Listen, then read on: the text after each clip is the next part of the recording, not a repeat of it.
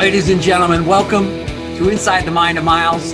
It's my great pleasure to have a good friend of mine, Richard Pitino, Minnesota Golden Gopher coach, 6-0 at the time, undefeated, and really enjoying this time of COVID basketball, aren't you, Coach?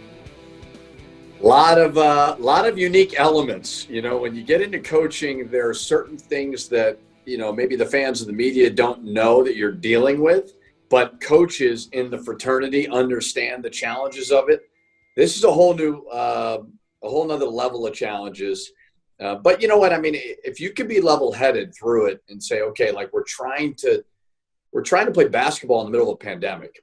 You know, I try to equate it to, if you wanted to go out to dinner, right, in the middle of a pandemic. Wouldn't be, yeah, I mean, it would be nice to be able to do. It's not going to be the same, right? You're going to have to wear a mask. The environment's not going to be as good, but you can still get a meal.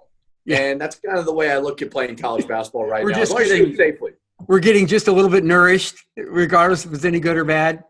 Exactly right. Yeah, it may not be the same chef. The chef, you know, the top guy may not be there. He may be quarantining, but we still can get some type of meal and get out of the house. I like it. That's a very good. Where'd you think of that one? In the shower, driving? Well, you know, I've been alone with my thoughts for the last 9 months. I just got a new dog. It doesn't matter what the weather is. I'm taking that thing for a walk right when I get home. I'm getting alone with the thoughts. I like it. Yeah, it's quarantining with 3 kids under the age of 9 and a puppy is not ideal.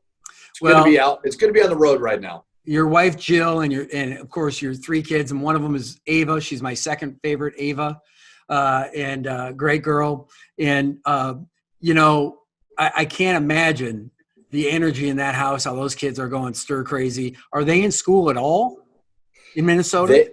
A little bit. It's been choppy. You know, it's been off and on. We got a month off now. They're going to do a couple weeks distance learning. And wow, that is not a fun experience by any means. But, you know, it's better. There's some schools that have been closed down for a while. So I will say we're lucky they've been able to do a little bit. Yeah. It's, you know, originally we were going to have your dad on this podcast, but then we found out he was intimidated about the mind of Miles. So he didn't want to come on. Does he have any, you know, comments just off the record of, on the record of, I don't think he even knows what a podcast is. So when I originally told him, he was like, what are you talking about? He kind of blew me off. Yeah. So I said, all right, I'm not diving into that one. Well, I read the New York Post article where he starts about 8 a.m. in the gym with his guys and then practice, break for lunch and practice for a couple more hours. And he gets right to his 19 hours and 59 minutes very skillfully. I like how he manages that.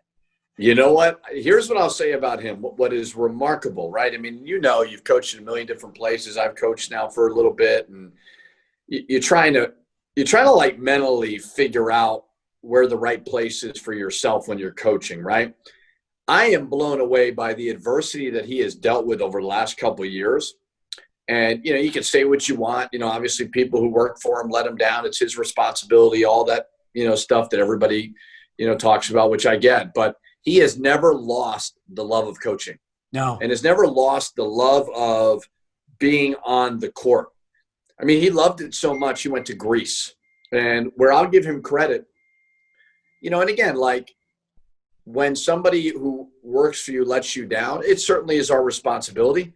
But what a huge bummer. You know what I mean? Like it heartbreaks you. Never did he feel sorry for himself.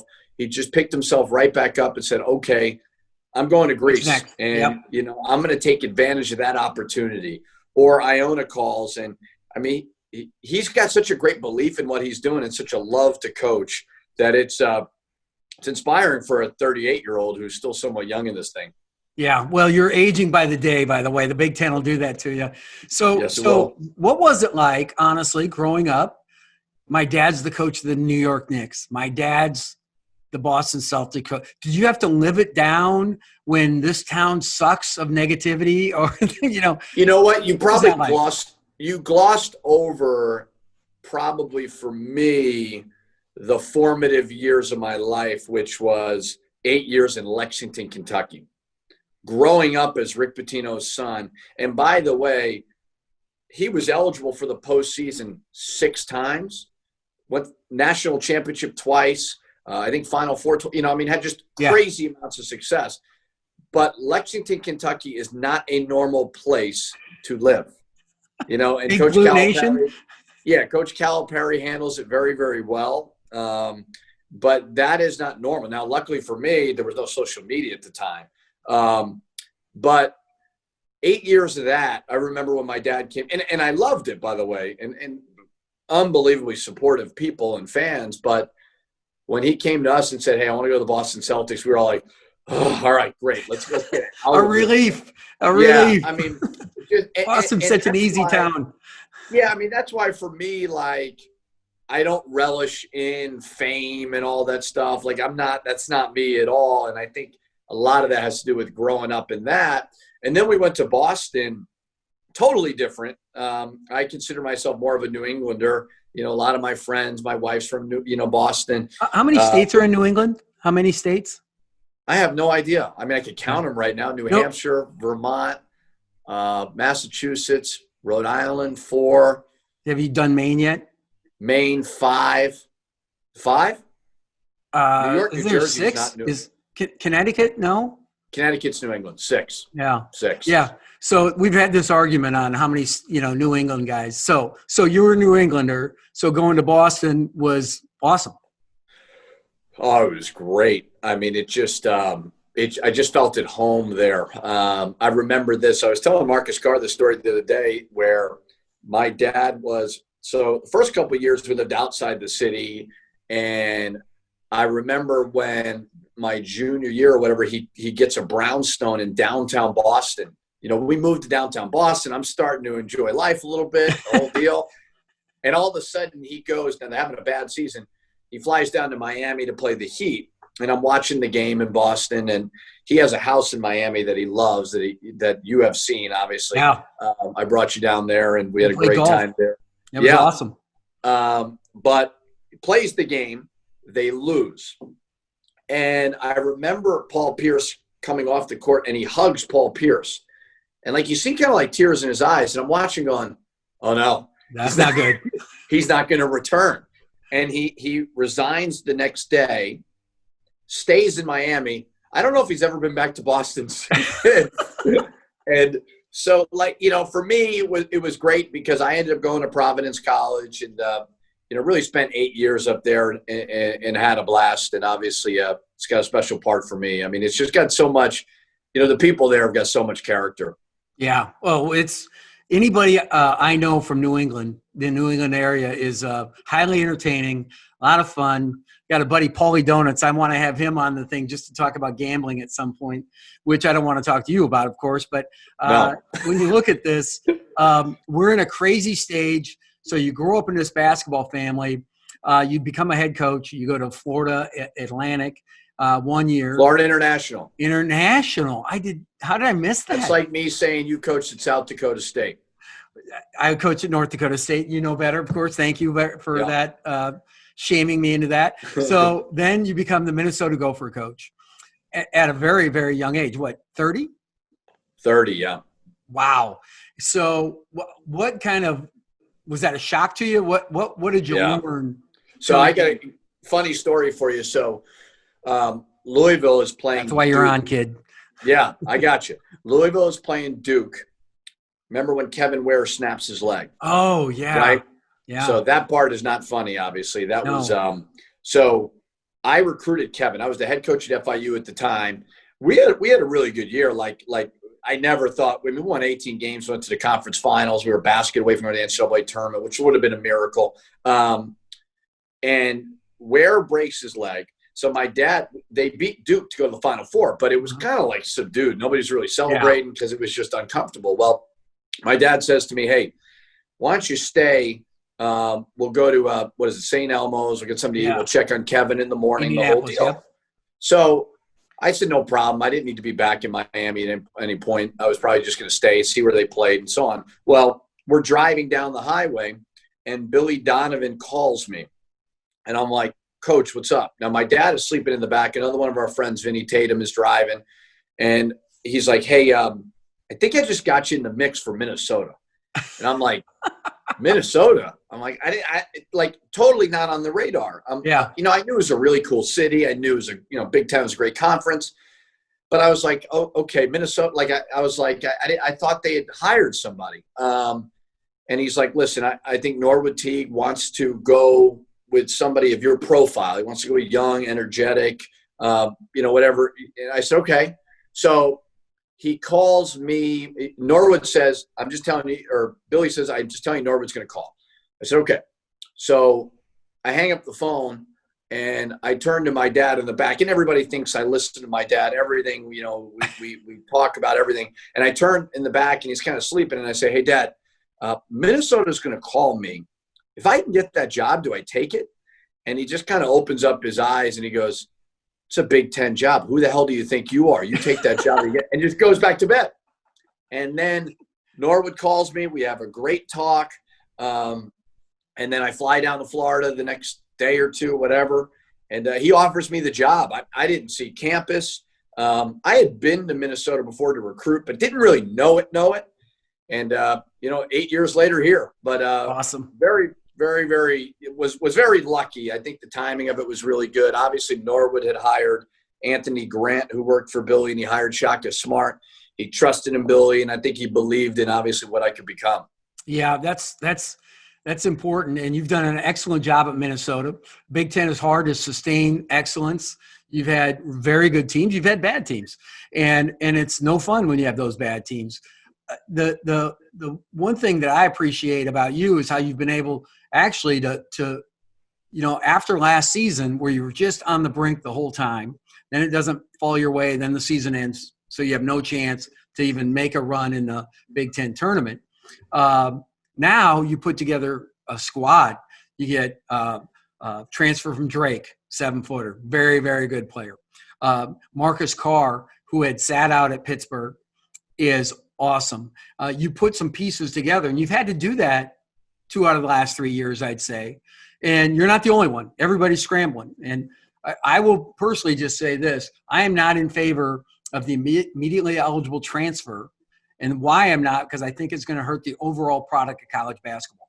I think Marcus Carr, as bad as you wanted him to be immediately eligible, he's better for sitting out that year. And he is a killer. This kid and I would assume are going to be a great matchup. Tell me about how you've had to maybe go away from the national recruiting level where you were able to pick from some programs, and now you're going a few more transfers. How have you had to change and stay flexible that way? You have to evolve. And listen, I mean, I've been here, this is going on year 8, and I kind of throw out last year in the sense you can't really throw it out, but I look at, did you make the postseason or not, right? And last year I felt, and I know this is crazy, but okay, we were playing Iowa next. We beat Iowa. We're in the NIT. And we had a young team who lost a lot of close games. So, I'm like, I just want to play in the postseason.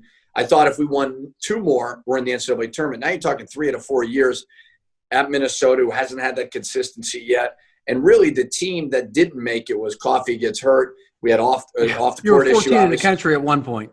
Yeah, I mean, so it's been a little bit unique in the sense of I keep trying to explain to people, but you can't explain yourself. You just got to take it for what it is. But, hey, we're really, really close. We've lost back-to-back players to the NBA early. That doesn't happen much. No. So you have to be able to. And they're both drafted. They're both drafted. Amir was not drafted. Oh, no. Daniel was drafted. Well, he's on a roster. Yeah. No, and he's going to be a good player. Daniel was drafted as well. So, but you have got to be able to adapt. It has to work on both sides. If you take a transfer who you think can get immediately eligible, they have to be a guy that needs minutes right away. Yeah. And so Liam Robbins, Liam is obviously Ed Conroy's nephew, who is on my staff, Hunt Conroy's cousin, who's on my team. But I don't think Liam comes unless he knows Daniel left. We need you to be great right away. So it all has to fit. I agree with you, by the way. I don't agree with immediate eligibility on a waiver. Sometimes, they're 18 to 22. And the beauty of being a college coach is we're trying to teach them how to, evolve into the real world. Yeah. But it's definitely going to get to that. They're going to get that one-time waiver. and you can't complain about it because somebody else is going to figure it out. So us as a staff we've been lucky as of late. I mean, Booth Gotch was a really good get for us. Liam Robbins was a really good get for us. Marcus Carn, a transfer, had to sit out, was also really good. So it's headed towards that. And I tell you what, it's going to be chaos, especially in the spring, because guys are going to be ready to go right away. Well, I just say take all transfers. That way nobody can leave. Just for your first team, just wipe everybody out, take all new transfers. Now you got your squad. It's hard to tell how that's going to work out. You're sitting here. You're good enough to come on inside the Mind of Miles on game day at Illinois. Our man Sam at the I Hotel is one of the best in the business. So we love him. What is a game day like for you? And how's Sam doing? Well, for one thing, Sam is phenomenal. And I know it sounds silly, but, as coaches, we're all trying to learn from people. And that guy's attitude, man. I mean, you would think we're at the Ritz-Carlton in New York City. He's the general manager of the hotel. General manager of the hotel. And it's a nice hotel. It's not like it's not – I mean, it's very nice. But just his customer service is phenomenal. His pride level of his job, we could all learn from because we all complain way too much. So Sam is great. Sam is – the only thing different about Sam was he was wearing a mask. Sure. Everything else was the same. He's terrific. So, normally on a game day, for me, like right now, it's 1:00. I got up early. I wish I could sleep in. I was up at about 6:15. I'm just used to it with my kids. Went and got a cup of coffee. Luckily the Starbucks was open. I'm a big coffee guy in the morning. And then I got a workout in early. Wanted to get that over with. Then we did breakfast. And this is what's crazy is, as you're trying to build chemistry when you have 6 new players, we can't eat together. Everything is to go. So this morning we had 10:00 testing where we went over to a building in Illinois, on Illinois' campus. We got tested right before shoot around. We had shoot around. I don't know how you were, but I don't love shoot around. I don't love, I'm looking at them going, all right. If they're too loose, if they're sleepy a little bit. Yeah. Like I'm sitting there going like, okay, why are we revving them up to shut them down? Why are we revving them up right before the game to shut them down again? Yeah. Is there any trend, the carryover to what it is that we're doing? But it is good on the road to do it. But the hay is somewhat in the barn, but it is good to get some shots up. And, then I came back and I actually was watching a little bit of Sopranos. I'm diving back into the Sopranos. Nice. And then I got on the Zoom with you. So I'm not a big nap guy. Like I actually may, put the AirPods on and go for a walk or something. I struggle to nap before the game and then let's go. So do you already have your play card? Everybody's got their play card, right? Is yours already done? Yeah, I already got my play card. I already got my ATOs, kind of the special situation stuff. Like that's already been done. I really, really try to take game day to just clear the mind. Yeah. But yeah, normally the days leading up to it, I have kind of a section on my play card where I have all that stuff put in. So we're ready to go. That's good. That's good. I'll tell you this, Richard, by going to different practices and game day and all that, nothing matters. So what I told my staff this, so you said nothing matters, and I'm really like the way you are. And Brad Stevens has the old everything matters, and Brad's a genius, and he's a better coach than all of us, and he's a better person than all of us, which he probably is. He is on that. He's a better person. But I agree with you in the sense of what's on your play card, what you're doing in a shoot around is not going to carry over to a win tonight. What really matters is consistency. And if you look at who's been the most consistent of anybody, Tom Izzo in our conference, they don't run a lot of plays. They've run the same underneath out of bounds plays in the 7-8 years I've been in the league. Yeah. They run the same sideline out of bounds plays. They just know what they're doing and they do it. And, I was telling Ed Conrad before the scout, I'm like, we'll walk through it and we'll do this and that. We're not really changing the way that we're guarding anything. No. We may switch a ball screen if it's a shooter, or we may trap a post, but we're going to do what we do. the key is, and I learned this from my dad from working for him, you got to have an identity to whatever it is that you're doing. And you just got to stick to it. I told my guys the other day, I said, you know what the hardest part of my job is? And they said, the parents, the media, the fans, the boosters. I said, no. I said, there's two things that are the hardest things to do. Get you to play hard and get you to play as a team. And those are the most obvious things for them to get better, to become pros, and to win.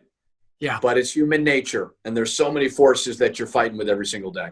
Well, what's interesting about coach as a leader, to me, is that, if I'm in business and I've got my team of associates and we're trying to close deals, everybody's got the same playing time, right?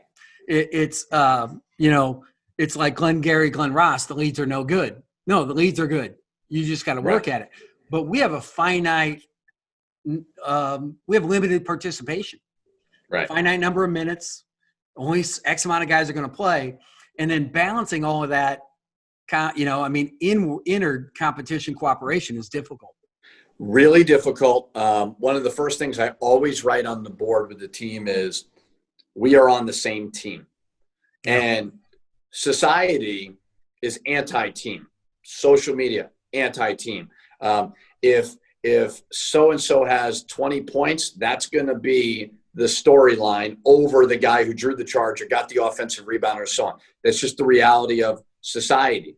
So we're fighting all the human nature stuff that we all do. It's not just the players, but the playing time is really, really hard because they claim they want to know the truth, but I'm not sure they do. Yeah, right. But what I think they need to understand is, because like we had kind of a come to Jesus team meeting one day, a couple of weeks ago, and they're all saying to me, we want to know our roles. Oh, yeah. So, I like that. For one thing, it's not the NBA. See, they want you to say, well, you're going to play 15 minutes regardless. Your roles can change. Freshmen can get better. You're in college. We're trying to get you better. We're trying to get you tougher. We're trying to get you smarter, and so on. So to say that the roles will not evolve, you're trying to put me in a box. So I thought about it. I slept on it. I said, okay, here are your two roles. Get better, help Minnesota win. That's it. Fair enough. And the challenging part for coaches, as you know, is everybody feels like they stayed at a Holiday Inn last night, right? Yeah. Everybody feels like they can do surgery because they watch the games. Yeah. Well, you don't know. You're not there every day. Yeah. And it's the reality of it. But I do believe this about leadership. I was listening to a really good podcast the other day. And Inside the Mind of Miles.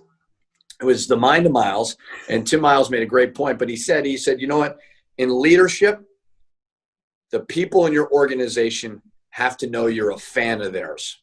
Yeah. You better be a fan.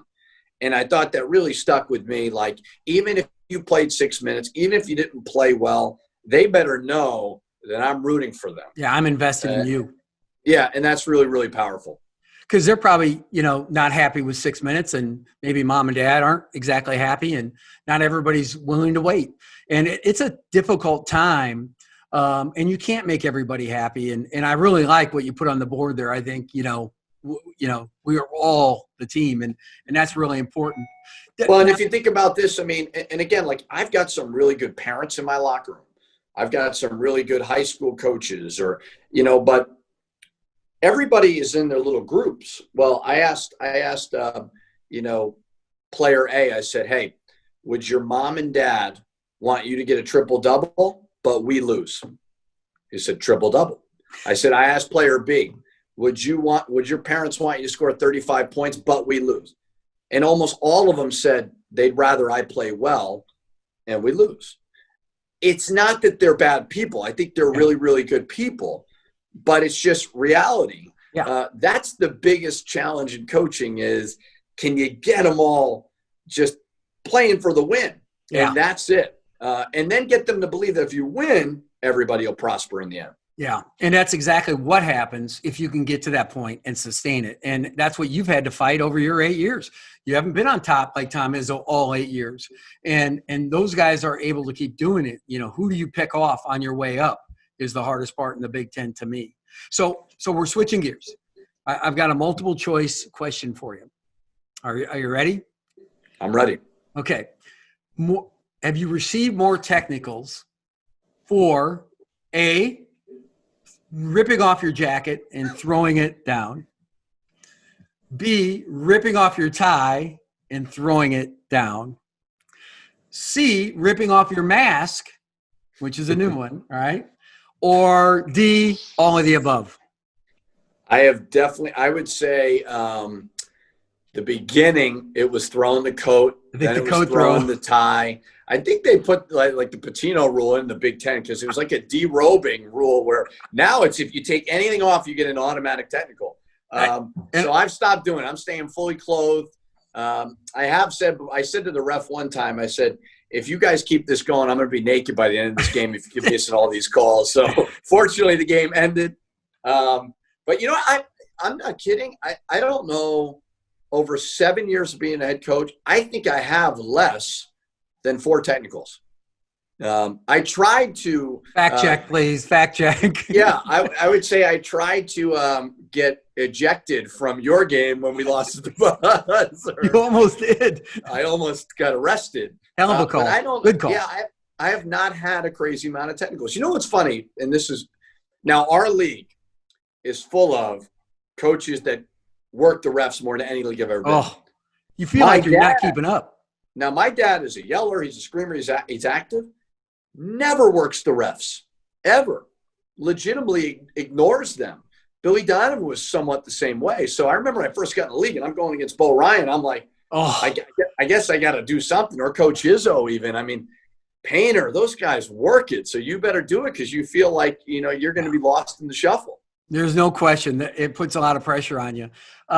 You know, I one time as a Division II coach grabbed my tie, but I grabbed the back part of it, which tightens it. And I almost choked myself. I'm like pulling it, and I get a technical. And I told the guy, I'm just trying to save my own life over here. You know, I mean, I tell you what, there's not a lot of positives out of COVID, but man, I tell you what, wearing the little quarter zip with some sneakers and some Nike pants. Will you go back to a suit? Will you go back? I asked Ed Conroy, I said, do you think we're going to go back to suits? My guess is they will. I would love for everybody to band together and not do it. Well, I agree with Jay Wright. Jay Wright said, here's the deal. It should be the coach's preference. If you're a guy like me that just stands there, dress up. But if you're active, like squatting, marching up and down, wear the sweats and stuff like that. Or if you're just a larger human being like Bob Huggins, I mean, just wear what's comfortable. Yeah, but it's like anything else. I mean, if you're going to a party and everybody's wearing suits and you're going to feel bad. So I can see it going back to suits. I don't know why. I got to win some more games before I become the trendsetter there. Well, let's go get a W tonight. Coach Pitino, you've been just a fabulous addition to, you know, it's hard to upgrade when you have such a high bar of a podcast. But you really brought it today. I appreciate you. You were great. And thank you for being inside the mind of Miles. You got it. Thanks for having me. Well, ladies and gentlemen, I'm back here with my colleague, Gregory Eaton, Esauce. Coach Eaton. How are you, brother? I'm good. We got Charlie Brown's Christmas there on your chest. I like that. They're all dancing around. Yeah, there's times I felt like Pigpen with the dark cloud just, in the Big Ten. So what did you think about – now you worked with Richard and with Rick Pitino, correct? Yes, I did. So you have close personal knowledge of all that stuff he was saying. Is he an accurate person? You know, I think some of it's accurate. And, you know, we got to fact check Richard a little bit here. I've known Richard for, I think it's 14 years now. He was an assistant for 2 years when I was at Louisville. But he claims that he's a true New Englander. And a true New Englander 6 years up there. Yeah, I mean, how can you say that and be a Yankees fan, a Knicks fan, and a Giants fan? Ooh. I mean, I don't blame him. I mean, but you can't say you're a New Englander and not be a Pats fan and a Celtics fan and a Sox fan. Trying to figure out who to pull for in World War II. I mean, Come on, dude. It's the Americans. You love them. But you know, he told a couple stories, and I just remember this one time when I was there, we were actually at Freedom Hall, which is a great venue. Oh, yeah. My senior night was the last game ever there, which was awesome. But it was in the 07-08 season, and we lost a home game. I can't remember who it was to. And Coach P is just mad. He's just fuming. And I just remember I'm sitting in the training room, which is across from the coach's locker room. And Coach P walks out, and he goes, "My assistants care about more what they look like than they care about winning the game," and storms out. So nothing happens for a minute. And then Richard walks out first, and he goes, "I thought I looked kind of good tonight." His use of irony, sarcasm, and wise acidness is pretty good. Yes. That's awesome. That's awesome. I was we did this on game day, and of course you always are interested how the games are going to fare out, and their conference their conference, what am I trying to say, schedule is really tough. Like, I mean, they're out of the chute against the best of the best, and a lot of them are on the road. So be curious how they fare through that. And then if it goes well, ride the wave, or if it doesn't go well, how you get your team to bounce back, because that's always a big challenge. It'll be fun to watch the Gophers this year. Well, what do you got for me, Coach? I mean, 2 podcasts in a week. There's no way you can be as creative as you were last time when we talked with Greg Gard. I know. I know. I was going to, I didn't want to bring up a bad memory, but he also mentioned how awesome the iHotel is. Yeah. And I don't know if you remember our last year. You remember we got stuck there because of the fog. Yeah, we got fogged in, so we had to stay an extra night after losing. And Sam was awesome. There's not a better guy in the Big Ten. No, he is. He'll send you a Christmas gift when you're the coach in the Big Ten and stuff like that. It's just so awesome. And Sam's a good man. That's a well. I think, is that a Bennigan's or what kind of? There's a restaurant connected to it too. Oh, the chain.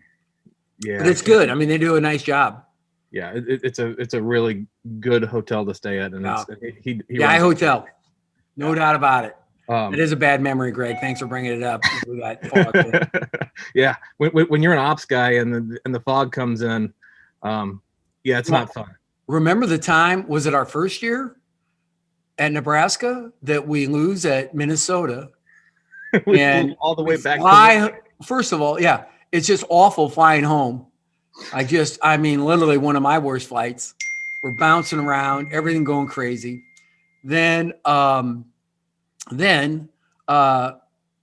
gets nice and calm. Well, I find out we're circling at like 60,000 feet. Of course, and I don't think a plane goes that high, of course. I don't know, everything's, I'm like, we've been in the air for like an hour 15, not 47 minutes. So I'm like, hey, can somebody just find out? Well, they had shut down the Omaha airport. We were circling over. We'd been toward Lincoln, then turned around to Omaha. We're circling over Omaha, and they just shut down all the airports in Nebraska. So we fly back to Minneapolis, and we get there at like 3:30 a.m., and we find like a Crown Plaza, not too far away. No. And then we have to go through security, or we can't get our bags. That was it. Can't get our bags. So so I'm still wearing, because I was talking to a whole bunch of family after the game, because I have a large group of cousins and nieces, nephews, everybody. So I'm still in my, like, sweated through my suit. Usually you change. Well, they just grabbed me. So I'm still in my suit. So, and it's stinky. Okay. So I go back, and the hotel gives me like a t-shirt and like a toothbrush, and that, and I literally sleep in the t-shirt, and it's just awful. So the next day I have to put back on that gross suit.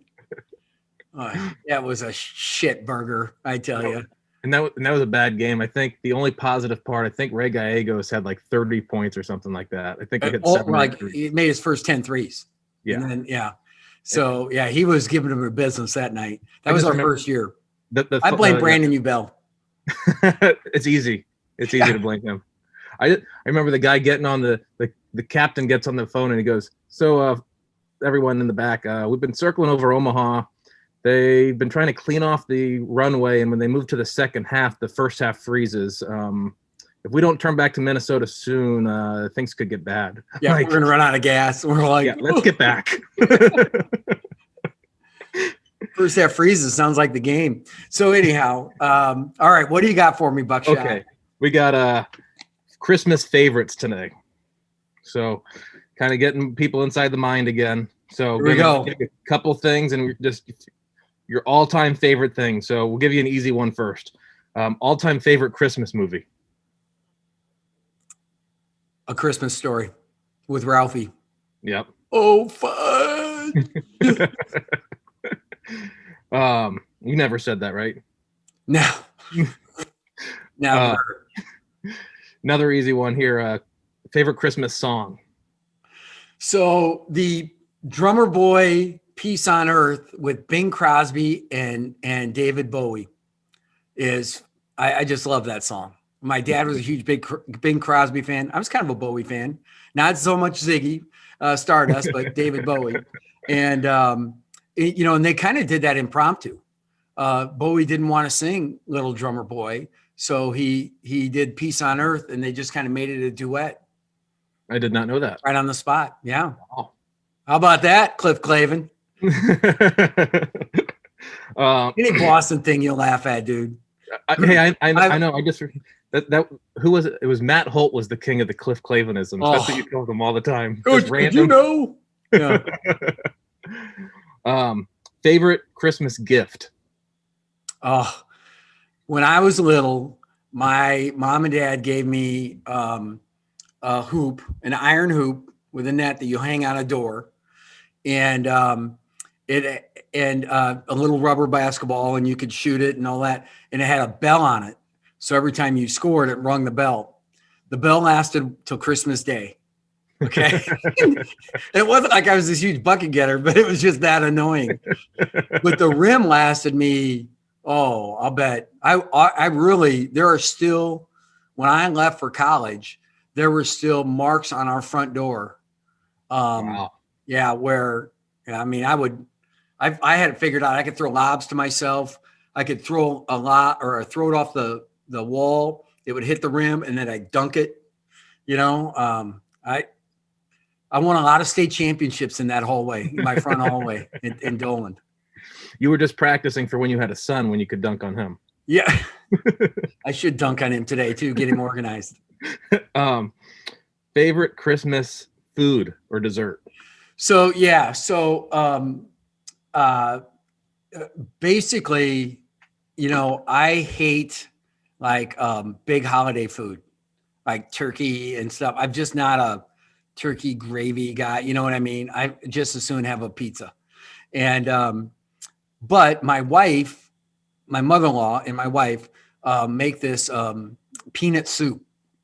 And it is delicious. It's got all these vegetables, which I would never eat. You always know when there's something in a meal, like there's in Las Vegas, there's this great Italian place, and this pasta dish has got sweet peas in there, peas.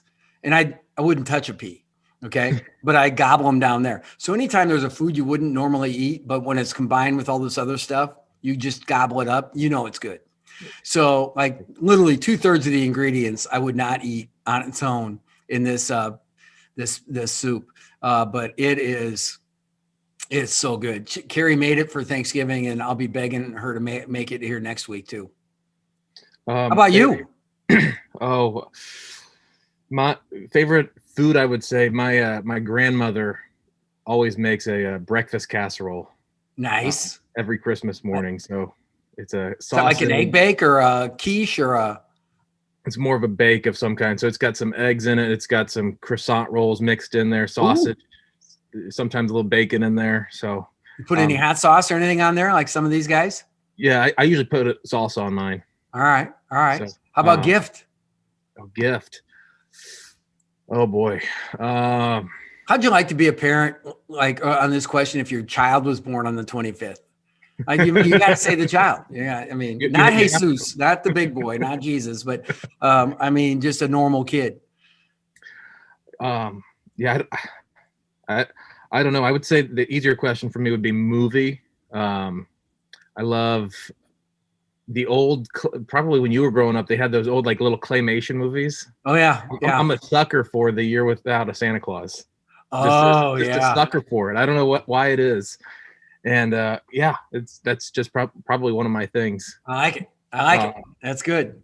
And then the song, my Twitter account makes fun of me for, but anything the Carpenters sing over Christmas. Well, Karen was quite a gal, but what was her brother's name? Who was the other guy? Oh, we'll keep him at the Carpenters. Yeah, we'll just say the Carpenters. Okay. Last one I got for you. And you can pick either or here. Your favorite Christmas tradition or your favorite Christmas memory? Well, midnight mass. I mean, when we would go to midnight mass, that was always cool. We'd go to Turton often, which was a town 11 miles away, which had a bigger Catholic church than us. And they did a great job with their choir and just the whole thing that way. But midnight mass, no doubt. That's awesome. Yeah, that was always fun. How about yours? I would say probably waking up at my grandparents when I was little. Yeah. We would always drive down to Virginia Beach. Charging downstairs. Just running down the my parents would have to hold us back. I'd have to wake my brother up. I've never known a kid that doesn't wake up on time like my brother. That guy organized, man. What is going on? Like not 9 a.m. What are you doing? I'm up at 7. Like, let's go. Oh, that's awesome stuff. Well, I tell you, let's have a great Christmas week. And this has been awesome. Great to have college basketball back. As many hiccups as we're going to have, there's still plenty of great games every night. But I'm looking forward to there's going to be great games on Christmas Day. If you look at, the way some of the scheduling has worked. So I'm just excited that we're going in a forward direction and we're going to keep, we're going to try and do a podcast a week. This week, I just got on the phone on Sunday night and Richard and Greg responded. I'm like, okay, let's put them both together. It's Big Ten opener. Let's get this thing knocked out. So it's Big Ten week, but we're going to move it around. We're going to do mids. We're going to do a little bit of everybody. And we might even get old Tipper on here one of these days just to see how Tipper's got to get on there. So, all right, Greg, I appreciate you.